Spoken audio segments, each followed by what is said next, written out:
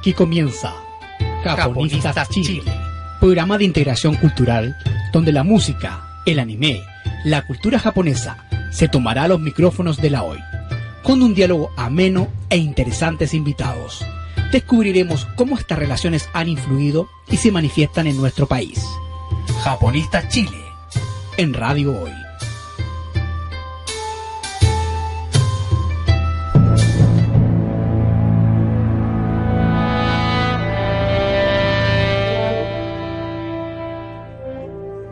Buenas tardes, estimados seguidores de Japonistas Chile. Estamos en el quinto programa de aquí en Radio Hoy y celebrando, por supuesto, nuestro primer mesversario. No podemos decir todavía aniversario, aunque sí dijimos la semana pasada que nuestra página web había cumplido ya un año de vida. Y bueno, aquí estamos en nuestro primer mes, gracias a nuestros auspiciadores. En esta ocasión, durante el mes de enero, nos auspiciarán la Ingeniería de Cal, que se especializa en automatización de edificios, sistemas de cableado estructurado, seguridad y corrientes débiles e inspección técnica. Para más información pueden visitar www.decal.cl. Y también nos auspicia este mes Servicio Turismo en Santiago, Tour Historia, que lo realizan profesores de historia especializados en historia de Chile. Por lo tanto, si quieren recorrer Santiago y conocerlo de una manera diferente, pueden recurrir al Facebook de Tour Historia. Antes de presentar a nuestra invitada, tengo que dar nuevamente el aviso que nos hace llegar la Embajada del Japón, que es sobre el grupo Erena Teraku Special Trio, que se presenta esta semana, mañana y pasado mañana. Aquí tengo la información, se las volveré a leer, al igual que la semana pasada, que se presentan gracias a la colaboración de la Fundación Japón. Se presenta por primera vez en Chile este trío, integrado por la saxofonista Erena Terakubo, la contrabajista Noriko Ueda y el baterista Kuch Abadei. Si quieren asistir a sus conciertos, se pueden contactar directamente con la Embajada del Japón para reservar sus entradas. Y bueno, ahora sí, presento a la invitada de esta ocasión. Presento a Paola López Contreras. Ella es profesora de filosofía en la Universidad de Chile, artista visual de sumie o aguada japonesa a nivel avanzado, amante y apasionada de la naturaleza y el bosque sureño. Ha realizado diversos cursos de arte en la Universidad de Chile y Universidad Católica, y recientemente un curso de ilustración botánica del bosque templado del Instituto de Ecología y Biodiversidad en la Senda Darwin, Chiloé. Actualmente vive en la isla de Quinchao, Chiloé, donde tiene su taller de arte junto a su madre, realizando seminarios de aguadas japonesas, y trabaja como profesora de filosofía en el Liceo Insular de Achao. También realiza cursos y seminarios durante el año en el Centro de Arte Integral de Japón, Seija, ubicado en Providencia. Buenas tardes, Paola. Buenas tardes y gracias por la invitación. Estoy muy contenta de estar acá. De nada, nosotros también estamos contentos de tener especialistas en sumie, que no son muchos aquí en Chile, aquí. Muy poquitos, muy poquitos. Exacto. Estamos contados. Sí, sí. Primero que todo, ¿por qué Chiloé? La pregunta más curiosa que tengo que hacerte, ¿por qué en Chiloé? Bueno, uno no pensaría que tan lejos de la capital se desarrollara sumie. Claro. Yo vivía allá cuando niña, después me vine a vivir a Santiago, pero quise volver al sur. Y la verdad que siempre he sido muy apasionada de la naturaleza y el bosque, entonces estoy como que ese era el lugar perfecto para mí para poder estar. Así que ahí decidimos con mi madre desarrollar nuestro taller de pintura japonesa, y estamos funcionando ya hace un par de años, y bueno, constantemente viajando a Santiago también para poder realizar talleres en el Seija, en el Centro de Artes Integrales de Japón. Claro. Bueno, ahora que te escucho, tiene sentido que estés en contacto con la naturaleza, ya que el sumie se alimenta mucho de lo que es la naturaleza, por lo que tengo entendido. Así es. Bien. Bueno, partamos por lo básico para que los auditores entiendan. ¿Qué es el sumie? ¿Cómo podrías definirlo, el sumie? Bueno, el sumie, si uno descompone la palabra, sumi quiere decir tinta, y se refiere a cualquier tipo de arte, por lo tanto es el arte de la tinta. El sumie es un arte que en realidad viene de China, ¿cierto? Que se desarrolló durante la dinastía Tang, y en algún momento estudiosos japoneses que viajaron a China trajeron muchos conocimientos desde China, pero uno de los conocimientos que trajeron fue la pintura monocromática.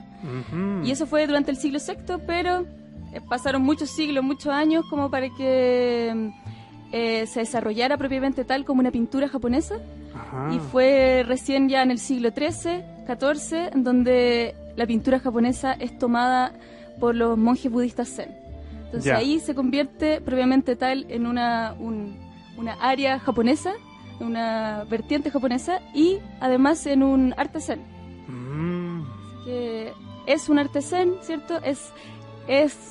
Lo podríamos definir también como la antecesora a la acuarela, porque no es la acuarela, no trabaja por capas, sino que se pinta solo de una vez. Ajá. Pero, por ejemplo, los impresionistas, cuando empezaron a trabajar con acuarela, se inspiraron en el sumie para armar justamente las bases de la acuarela. O sea, podemos decir que el sumie es parte de lo que fue el impresionismo francés, europeo, finales del siglo XIX, por ahí. Exacto. Poco antes, sí. un poco después. Exacto. Ay, qué interesante, eso no lo sabía.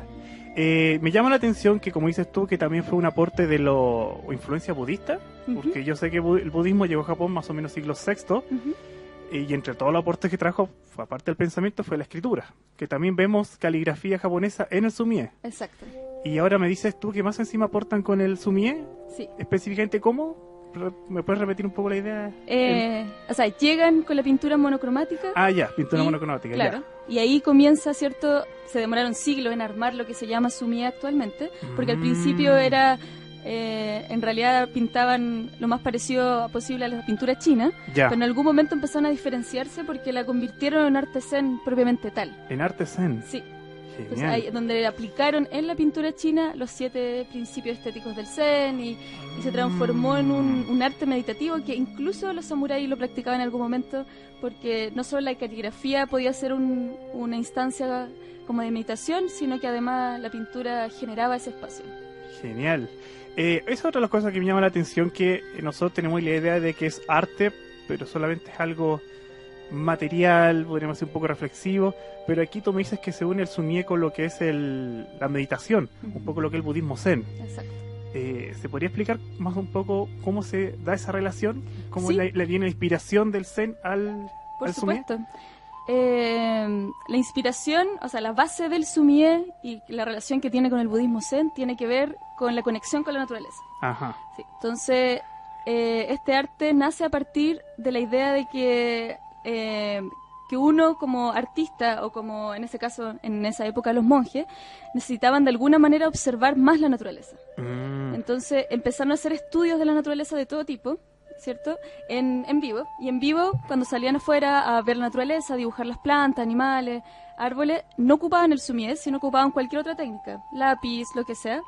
Y después el sumie nace como el momento introspectivo, ya en mi taller, en mi casa y en mi lugar de trabajo, en donde yo pinto no solo lo que yo vi, sino la experiencia que yo tuve con aquello que vi. Por lo tanto, no es un arte que imita la realidad propiamente tal, sino que busca plasmar la sensación que yo tuve con esa flor, la experiencia que tuve con ese momento, con el clima, con lo que me produjo la planta, con mi estado de ánimo ese día. Entonces es como la experiencia completa donde que yo trato de plasmarla ya después en mi taller.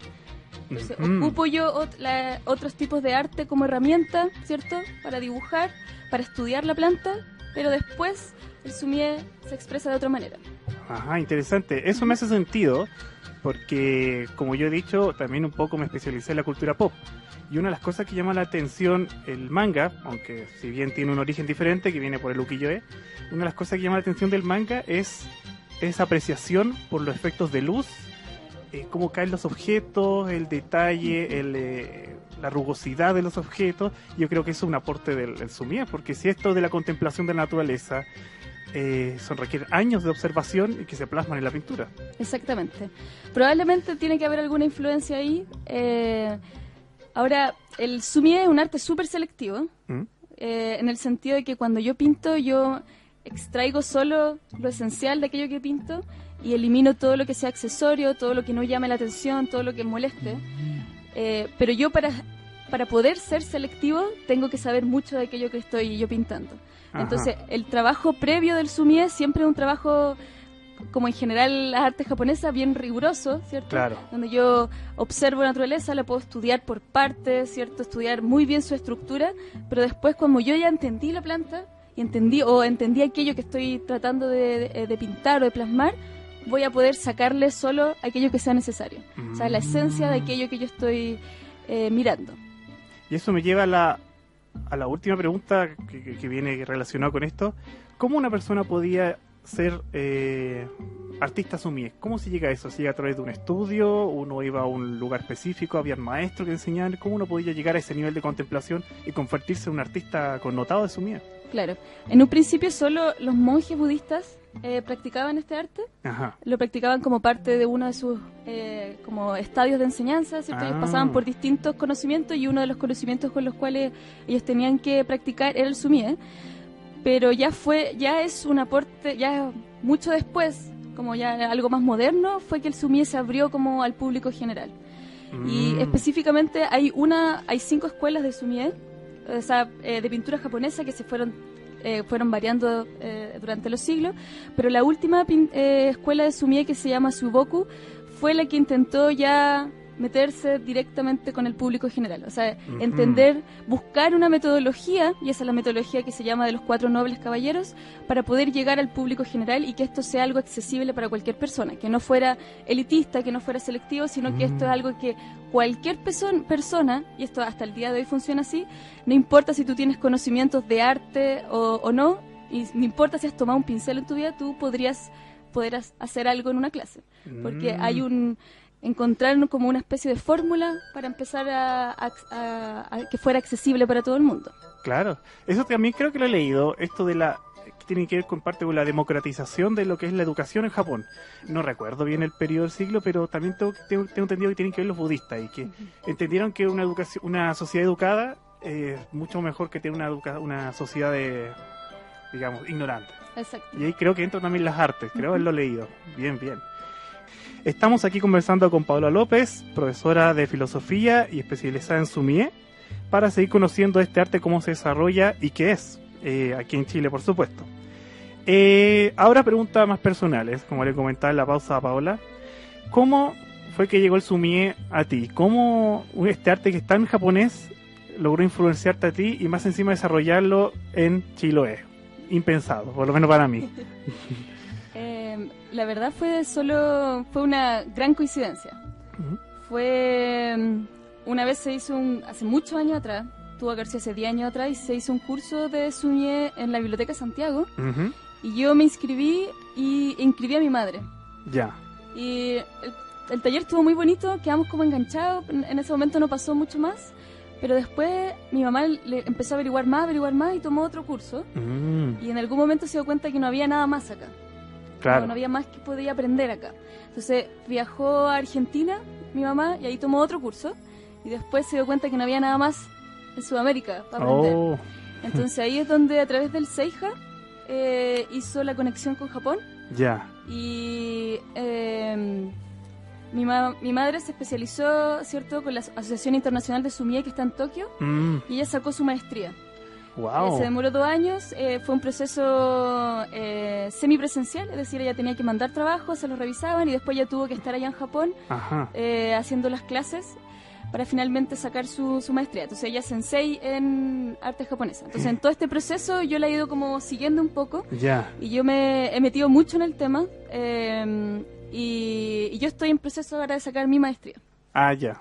Así que fue una gran conciencia, y la verdad que fue un arte que nos acomodó mucho, no sé, porque esta es una técnica, al igual que puede ser la acuarela o el óleo, pero esta técnica a mí me hizo mucho sentido con mi proyecto de vida, que tenía que ver con vivir y preservar un bosque.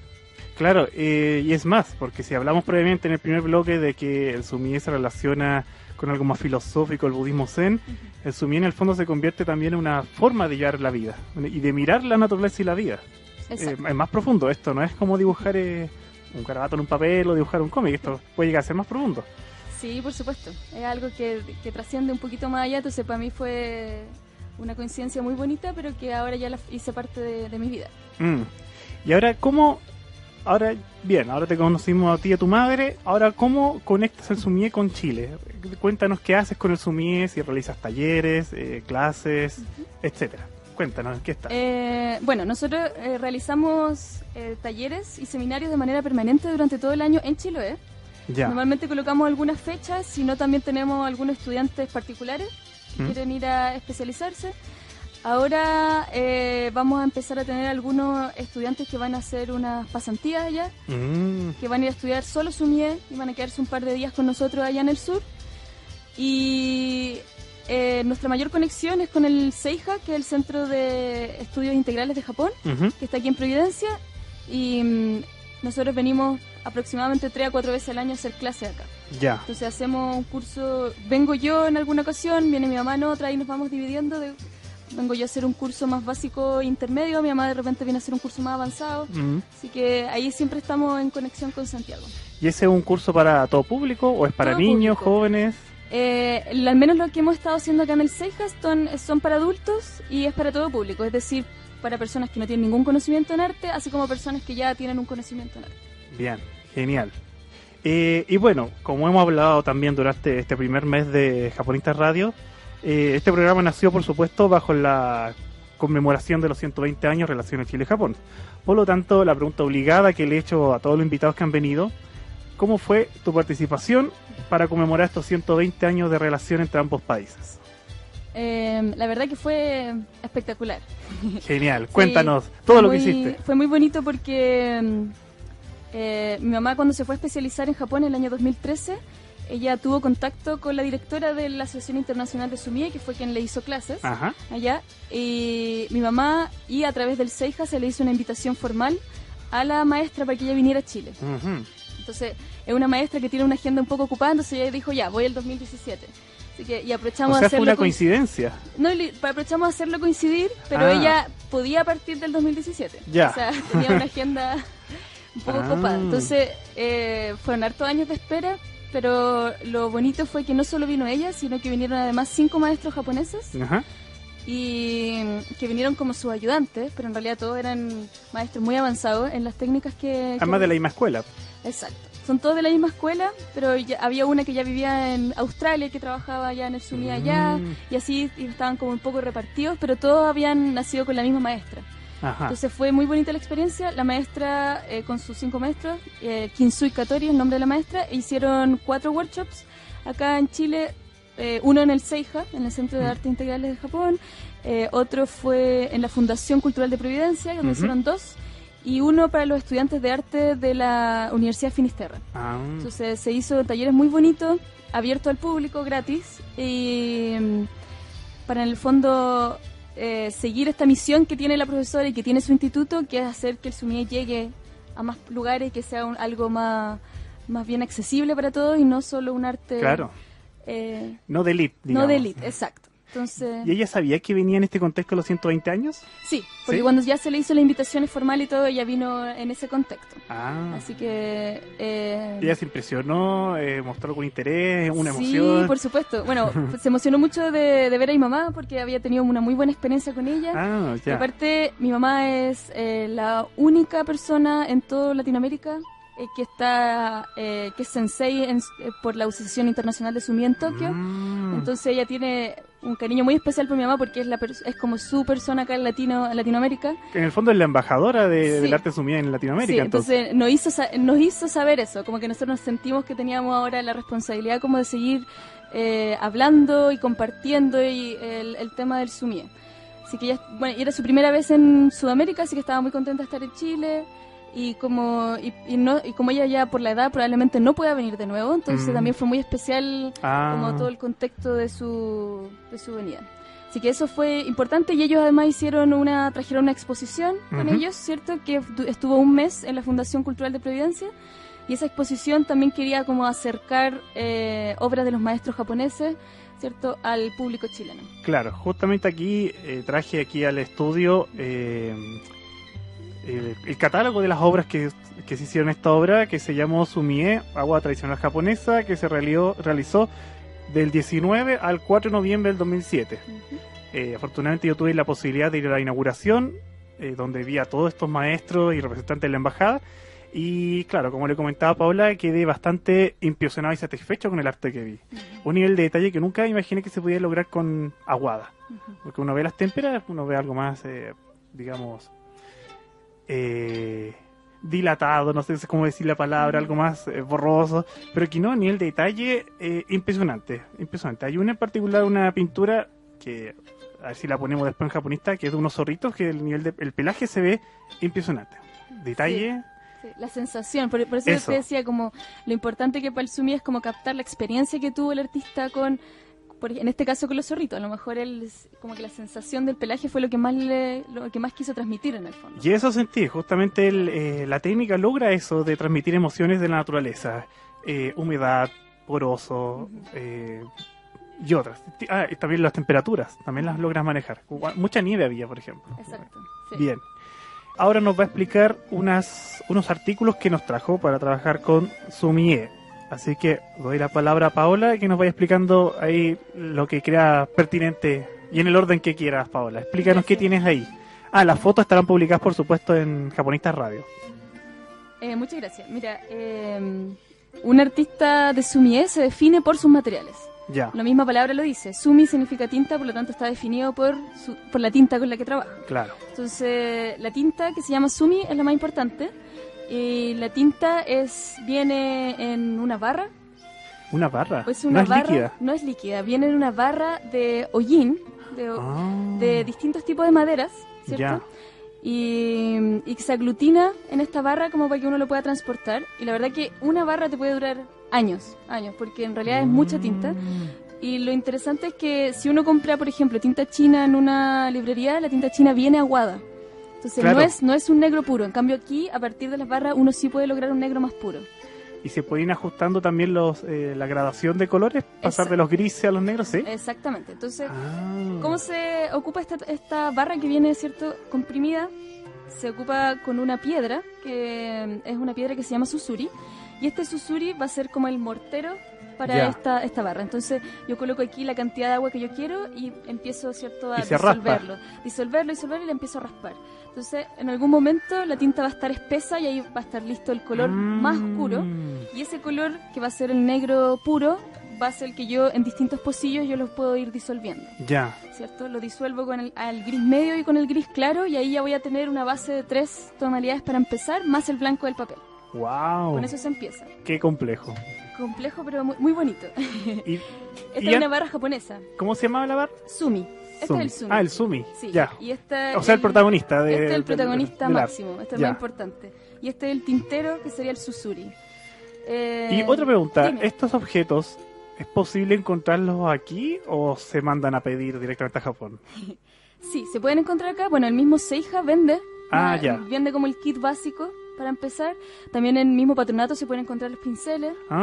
Y bueno, siempre se pueden traer a través de internet los materiales. Ya. Así que ahí uno, por lo menos para empezar, aquí se puede encontrar todo. Y si quieres no me digas precio, pero ¿es muy caro trabajar con Sumi? No, porque la verdad que, mira, si yo compro un kit completo, me refiero como la tinta, el susuri, el pincel, me va a salir como 12.000 pesos, pero me va a durar años. Y la tinta, yo nunca se me ha gastado una tinta. En todos los años que yo llevo pintando, ninguna barra se me ha disuelto completa.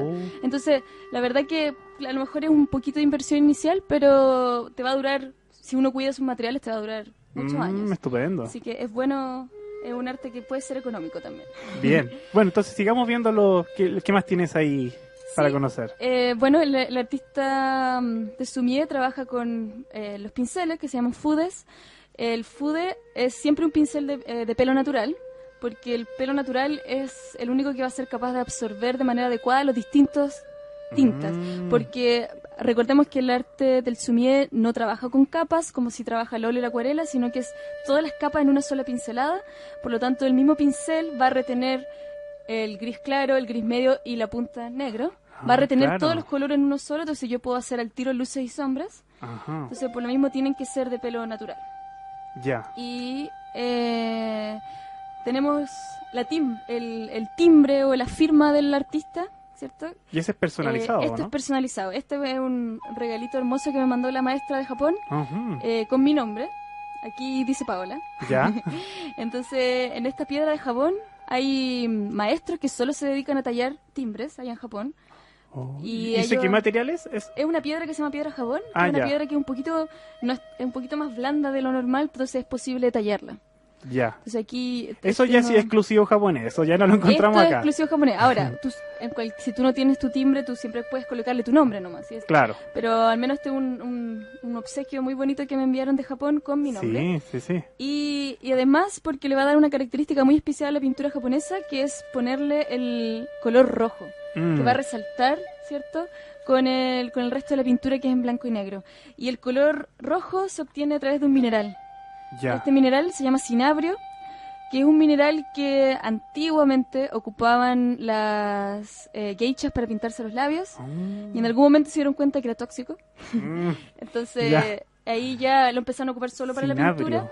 Y el cinabrio, entonces yo, ¿cierto?, coloco mi timbre en el cinabrio y así puedo marcar y estampar mi firma de color rojo. ¿Y ese mineral también es exclusivo japonés o también se encuentra también acá en se otras puede partes? encontrar? Sí, o sea, acá normalmente uno encuentra cinabrios chinos.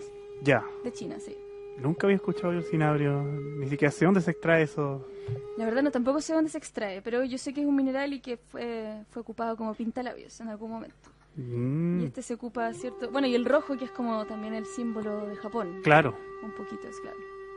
Esas obras que tienes encima, y que espero también tener fotografías en Japonista Chile, ¿son obras tuyas?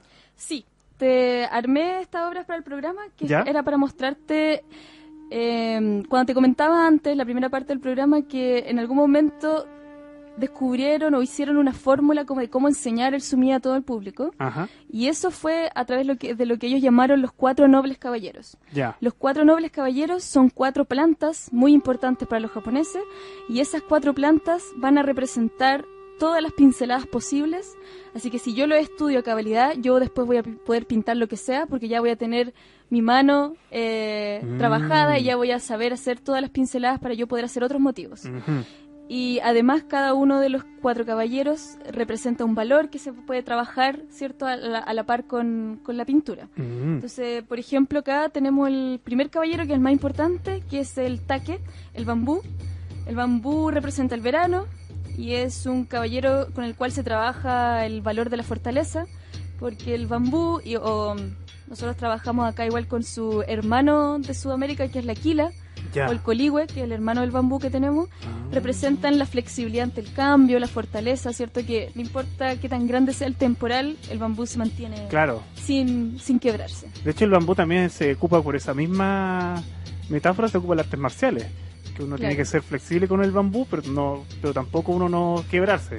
Un poco la analogía que se hace. Yo creo que por ahí es como lo mismo, en el fondo. Bueno, que escuelas como Bodhidharma, escuelas de artes marciales, vienen justamente este mismo pensamiento budista que estás diciendo con el sumier. Exacto. ¿Tiene sentido? Tiene sentido. Entonces este es el primero. Tenemos, por ejemplo, el segundo caballero, que sería la orquídea silvestre. Y la orquídea silvestre representa como el lado femenino. Y el valor de la orquídea silvestre es que es la capacidad de resistencia y de belleza en lugares tan agrestes, porque los lugares donde nacen las orquídeas, que representan la primavera y florecen en esa época, son la montaña, en medio de un bosque, lugares que no son, que pareciera que no van a dar a luz, ¿cierto?, algo tan delicado y tan bonito como es la orquídea. Así que, interesante. Y ojalá uno, cuando fuera a la exposición de Sumier, pudiera ir como una guía, como tú, experta, que nos fuera explicando toda esta pintura, porque realmente el trasfondo es potente. Muy bonito, muy bonito. Es muy lindo el trasfondo.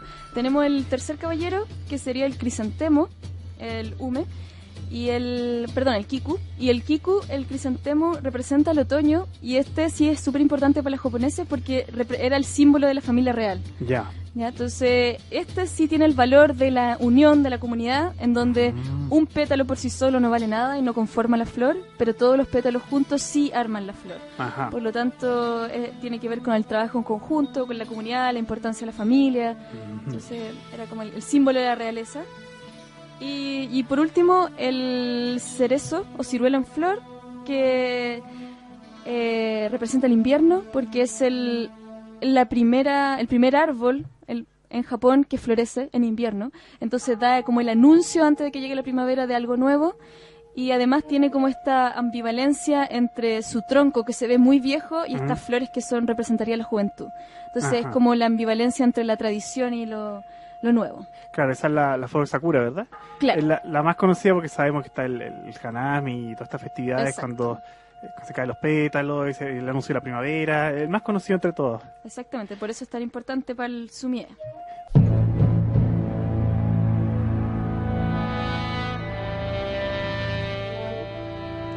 Ya estamos de regreso en el último bloque de Japonistas Radios con Paola López.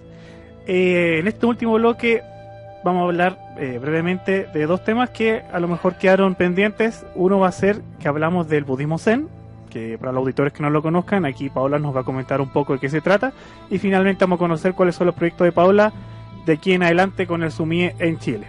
Así que Paola, explícanos, tú como profesora, bien didácticamente, de qué se trata el budismo zen, para que la gente lo entienda, ya que, como escuchamos de ti, está muy relacionado con el sumie. Sí, bueno, quiero comentarles un poquito como lo interesante que lo que agarra la pintura del budismo zen, y que es básicamente, porque zen significa meditación, por lo tanto la parte que agarra la pintura del budismo es la parte de la meditación. Entonces se transformó la pintura japonesa como en una ceremonia, ¿cierto? Claro. Como muchas cosas que hacen los japoneses, esto también es parte como una... Como la ceremonia del té, que es muy conocida acá. La diferencia es que esta es como una ceremonia un poco más personal, es como mi ceremonia, como mi espacio de trabajo, que me va a servir como para ordenar todas estas experiencias que yo tengo con respecto a mi entorno. Claro, es como cultivar la individualidad, como yo ser mejor. Exacto. Ya. Entonces, en el momento en que la pintura japonesa se transformó en pintura japonesa propiamente tal, fue en el momento en que se les aplicaron, ¿cierto?, los 7 principios de la estética zen en la pintura. Y bueno, son 7, los puedo nombrar, pero me voy a referirme a 2 en especial, que son como los que más he trabajado yo. El primero es el Fukinsei, que es la asimetría, y ese es un principio súper importante porque como que nos cuesta a nosotros mucho como occidentales, porque estamos acostumbrados a la simetría, de que todo sea perfecto, simétrico, y para nosotros eso es más bello. El lado más racional de nosotros. Exacto. En cambio, los japoneses creen que la asimetría te hace estar más libre con respecto a tu pintura. Por lo tanto, todo lo asimétrico es más bonito y más bello en la pintura japonesa. Por lo tanto, sí, encuentro mucho sentido eso porque, claro, nosotros mirando la naturaleza, si bien vemos alguna simetría, especialmente en los seres vivos, pero es muy raro encontrar ángulos perfectos, ángulos rectos, y ahí los japoneses entendieron que la belleza está justamente en la irregularidad de la naturaleza. Exactamente. Entonces, para ellos, la perfección sería algo muy rígido, por lo tanto, solo la asimetría podía hacerte libre. Entonces, en el bambú, por ejemplo, se arman grupos de 3 o de 5 hojas, porque lo impar es más perfecto que lo par. Claro. Sí. Mira. Y así eso se va aplicando a todos los 4 caballeros. Otros principios, por ejemplo, es la austeridad, ¿cierto? Otro, la dignidad solitaria, la naturalidad, ¿cierto? Es decir, que todas las cosas que nos aparecen de manera natural van a ser más auténticas que aquellas que nosotros estamos haciendo muy forzosamente. Entonces, en algún momento hay que dejarse llevar por la naturalidad que puede producir la pintura. Yuyen, que es la profundidad, y uno súper importante que quería recalcar es el Datsusoko, que es el desapego, y eso también es algo que nos duele mucho a nosotros como occidentales, porque nos encantan los museos y guardar cada pedacito de obra que tenemos. La retención, ¿cierto? Como esta sensación terrible que vamos a perder la memoria. Pero los japoneses todo lo contrario, a través de la pintura japonesa practican el desapego, y el desapego lo practican directamente con sus obras. Por lo tanto, tu obra que fue tan fácil de lograr, uno tiene que desapegarse de ella, regalarla, botarla. Si ya tienes varias de esas, chao nomás con esas. Entonces, eso para mí ha sido una enseñanza muy bonita, porque al principio era tan difícil para mí que si iba a botar algo le sacaba 10.000 fotos. Claro. Entonces, en algún momento eso también ha sido como una enseñanza importante. Y sobre todo que vivo en el sur, tenemos que hacer fuego, por lo tanto me sirve ahí como insumo para claro. La leña. Completamente contrario a las enseñanzas de lo que es la museología y la museografía actual de Occidente. Exacto. Que hay que retener, conservar las colecciones, pero en Japón el desapego... Hay que dejarlo ir. Sí, es que tiene su sentido espiritual, por decirlo de alguna forma, que el mundo el que trasciende justamente el espiritual. Por eso tenemos que dejar estas cosas materiales que algún día van a desaparecer. Exacto. La materialidad desaparece. Exacto. Y con sinceridad yo solo guardé como mis primeras obras que hice porque me sirven como recordatorio de dónde partí. Ya. Entonces, cada vez que yo siento que no avanzo, miro esa obra y me doy cuenta que sí hay un avance. Entonces eso me ha servido como recordatorio, pero el resto de obras yo la trato de eliminar. Y por último, el último principio de la estética zen sería el seiyaku, que sería la búsqueda de la quietud y la serenidad interior. Es decir, por ejemplo, el proceso de hacer la tinta, ¿cierto? El sumi en el susuri, es un proceso que los japoneses recomiendan que uno lo haga como con tiempo. Ya. O sea, que uno se siente y esté 15 minutos haciendo tu tinta, pero y ese momento es el momento como para liberarse de los pensamientos del día, de las rabias que pasaste, como de empezar a acomodarte, sentirte cómodo, relajarte, porque así la práctica va a ser mucho mejor. Entonces, siempre está esta búsqueda constante de yo poder aquietar mis pensamientos, de estar un poco más en paz para poder pintar y que fluya, ¿cierto? Que fluya esta naturalidad que también busca el budismo zen. Por lo que veo, entonces, sí, a diferencia del arte occidental, nunca había escuchado, bueno, a pesar de que he leído esto, nunca he escuchado es que la meditación está tan de cerca del arte, como que hay que tomarse tanto el tiempo, ojalá llegar a un estado de trance para casi desarrollar estas obras.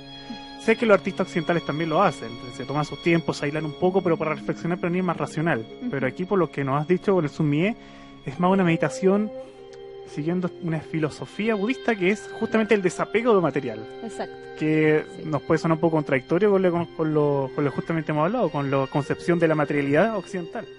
Exacto, y de hecho si uno le pone racionalidad a este arte, no te va tan bien. Como que tiene que uno como que ser más uno aprende a ser más espontáneo y como lanzarse nomás, porque cuando uno lo piensa mucho, al final este arte se vuelve muy rígido. Entonces, al menos a mí me ha servido mucho como para liberarme como de mis propios prejuicios contra mí mismo, o sea, como de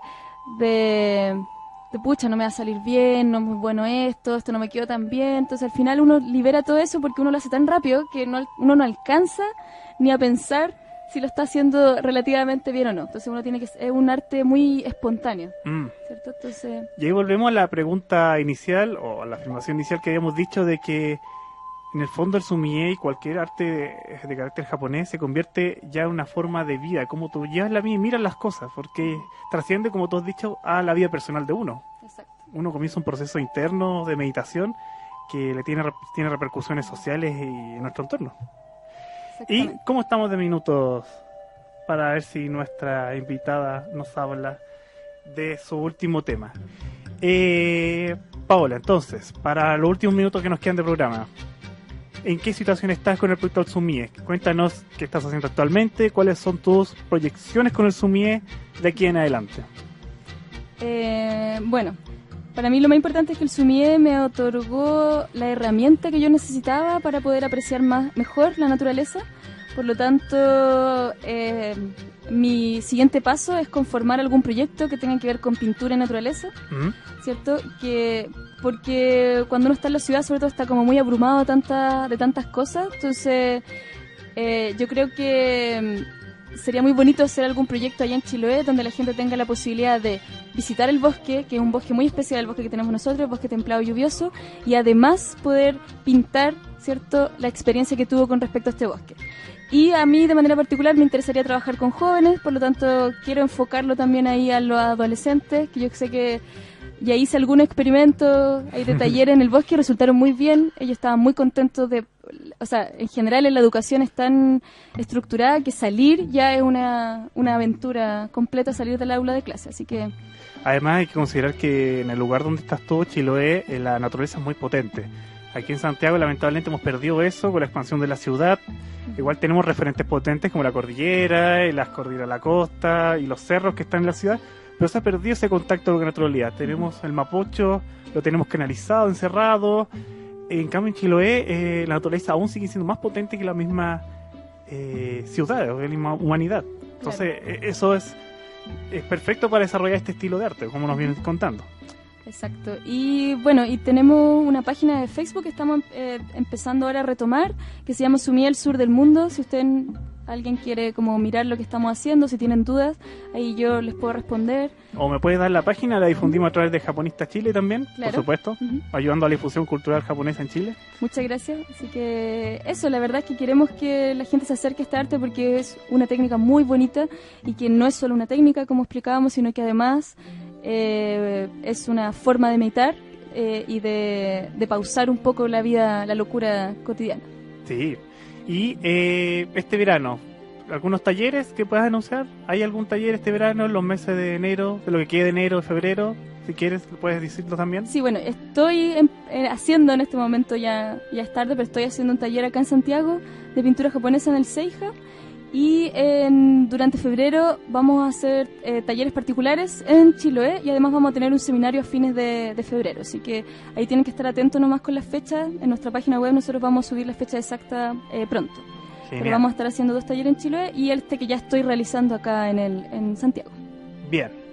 Y ahora sí, ya.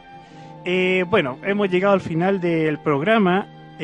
Agradecemos a Paola López por venir tan lejos a nuestro programa.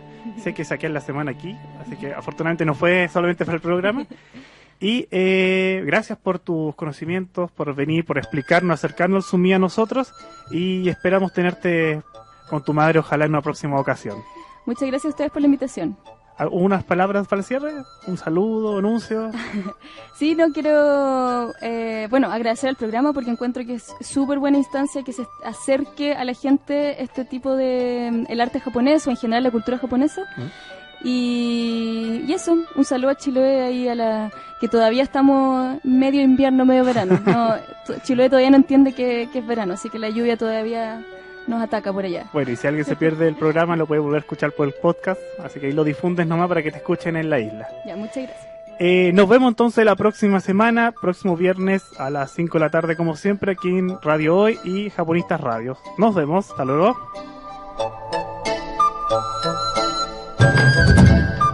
Cerramos la conversación y análisis de las diversas manifestaciones de Japón en Chile. Nos volvemos a encontrar el próximo viernes con un nuevo tema que permita entender y estrechar cada vez más nuestras relaciones.